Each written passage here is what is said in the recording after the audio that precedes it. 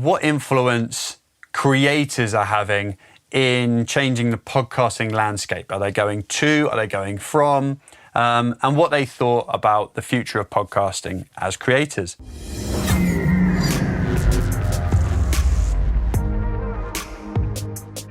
Talk tips from London Podcast Show 2023. This is from a talk called Shows versus Podcasts, How Creators Are Turning Podcasts on Its Head.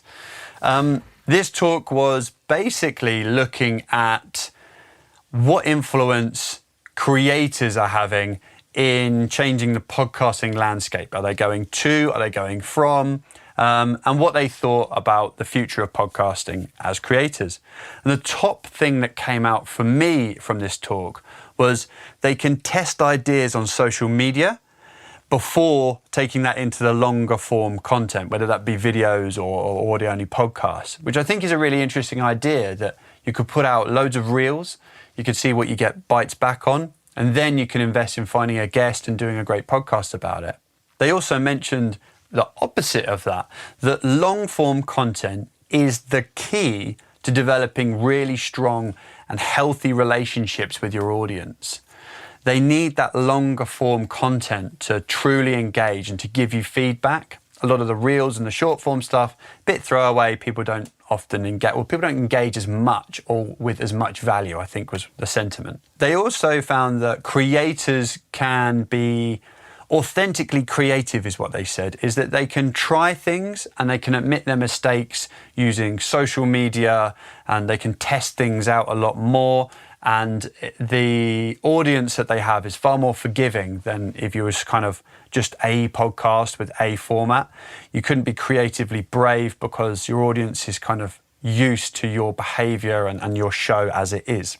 A wonderful thing to hear was that they felt the RSS feeds are still really strong. There's a mass appeal to using an RSS feed, because if YouTube goes down tomorrow and you've got everything just on YouTube, that's it. That's it. Like, as long as you've got an archive, you can maybe upload to the next big thing. But with an RSS feed for that audio podcast, that allows you to distribute to multiple different distributors from your podcast host. You own that hosting as long as you pay your subscription, right? But you can mass distribute to multiple places, and it would be highly unlikely that Amazon, Google, Spotify, Apple, Deezer, Ghana, they'd all go down at once. So you have that mass distribution. Another thing that came out of this talk was the difference between scripted and improv. One of the guests on the panel said that when she started to script her content, because she thought that would be the next evolution of her content to sort of build it out a bit more, her audience engaged with her differently. They talked about the show and not the topics within the show. Which is an interesting thing to note. But I think with that, it's about you and your podcast. So script, don't script, do what's right for you. And I'll finish this talk tip with the steps to getting a brand deal. The first step was start small, one step at a time, have a really focused audience. That's what you need. You need to be consistent is the second thing. Keep doing what you're doing. Have your audience know what you're going to produce, when you're going to produce it. And the final thing that they said was get good at one thing before moving on.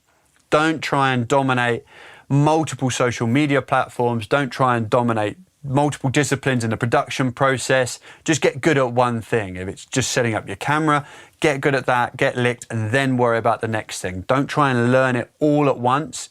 Get good, work in one place, get that focused audience, and be consistent.